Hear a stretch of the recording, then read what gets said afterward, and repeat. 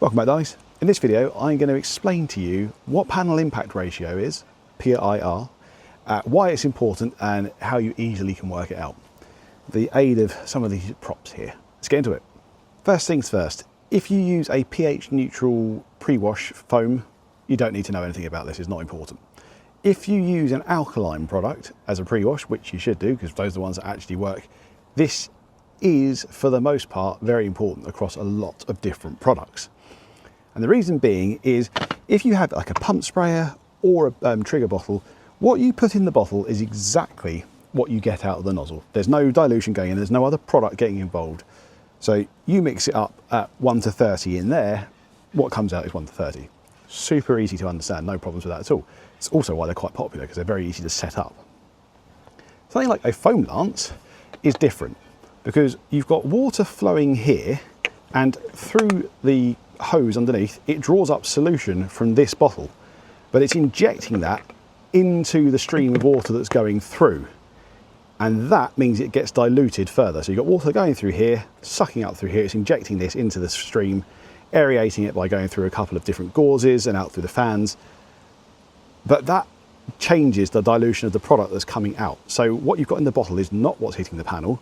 Therefore, you need to know the panel impact ratio. Super easy to work out though, so let's not stress about it. But why is it important? Why should you care? And why do some products just say use like 1 to 10? Now, when I was doing this big group test of the recent top of the range pressure washers, I found that the bundled foam lances had a huge variance in the amount of product they would use. Their amount of water it would take to empty 1 litre of solution from the bottle was massively different. For the Ava, it was about 10 litres. Actually makes the sum very, very simple. But for the Nilfisk, it was 21 litres. So 21 litres of water flowing through here to discharge this. That's a very, very big difference. And what that would mean in reality was if you wanted to get to 2% PIR with the Ava, because it was 10 litres, super easy to work out, would have been 200 ml of product. It's really straightforward. I'll explain the sum in a minute. But for the Nilfisk, it's about 460 ml for 2% PIR. That is a massive difference. So put it another way, if you only put 200 ml in the Nilfisk, it would only give you, what, less than 1%. So the cleaning difference you would get from the snow foam you put on your vehicle could be half, which is pretty dramatic, right? That doesn't mean the Nilfisk Lance is bad, by the way, it's just more economical. You wouldn't expect to expend a whole litre of pre-wash on your car with that one. With this one, you probably would, give or take. But it also is critical to understand that you want to have a consistent cleaning power regardless of the pressure washer and lance setup you've got. So let's say someone's got the P57 Evo from Ava with their foam lance, great. They put it in. But if I put this in on my Nilfisk C135i, this is the MTM, this takes 16 litres to discharge. So for me, putting in 200 ml into this one would only be 1.25% on the panel.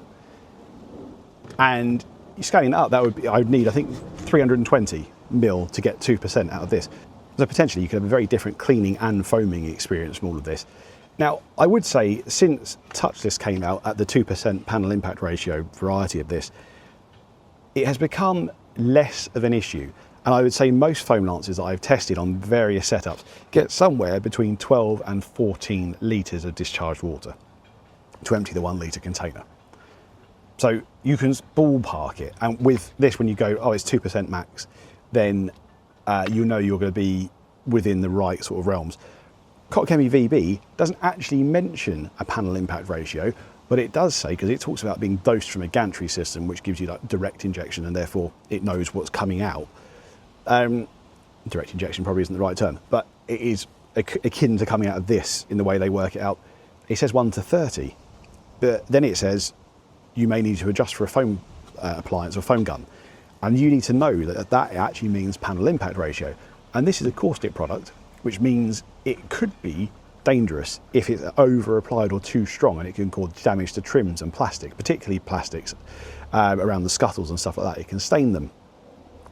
You want to be really careful, and it's very, very important to understand not overdosing.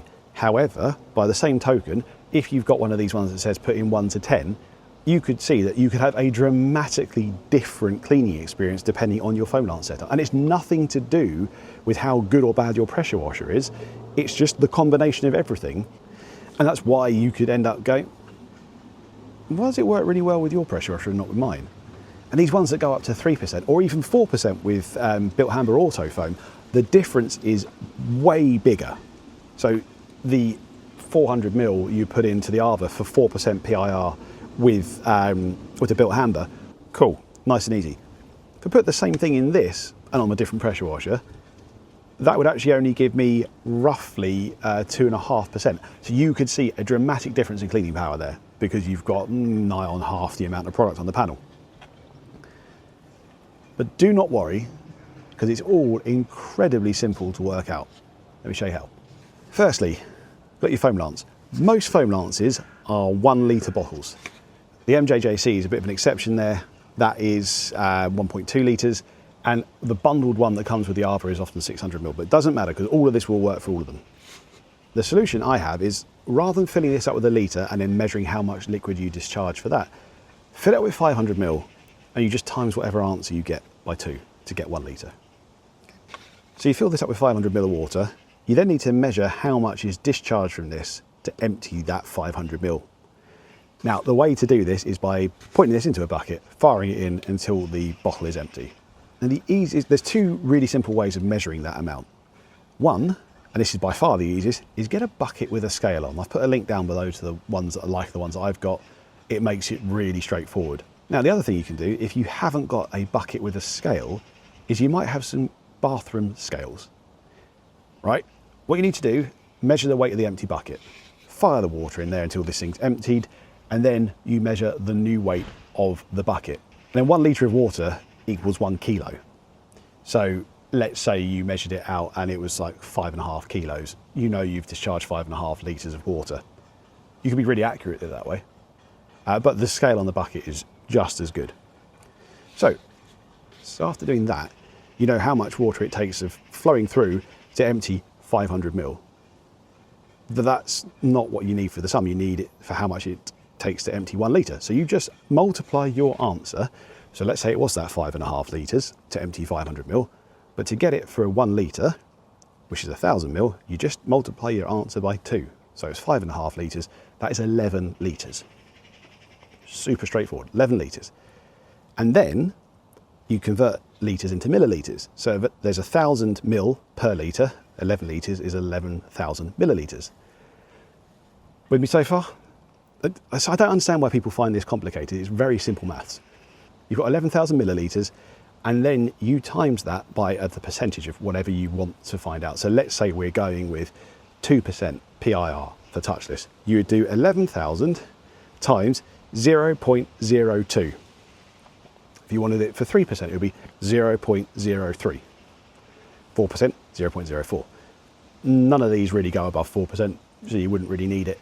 But that's how straightforward it is. The answer you get from that is the number of mils you put in here and fill it up to a litre. If you think I only need 500ml of solution to get around the car, cool, just half the answer. The important thing to know is you always do this calculation with the bottle, with the foam lance on maximum draw. So pulling as much liquid from this as possible. If you do it any other way, you'll never know if you've got it in quite the right place again, so then your figures could be off. And the reason this is an issue is, again, you just want to be careful about over-applying. Under-applying isn't really an issue. All you might get is, oh, my mate swears by this product and when I use it, it's rubbish. Well, it could be that your panel impact ratio is far lower. So that's probably why. However, over-applying it could, and have seen it, causing bad damage to panels and plastic and trim. So I hope that makes sense and was easy to follow. Let me know down in the comments if it still doesn't make sense and I'll try and explain it again. Thank you very much for watching, darlings. See you in the next one.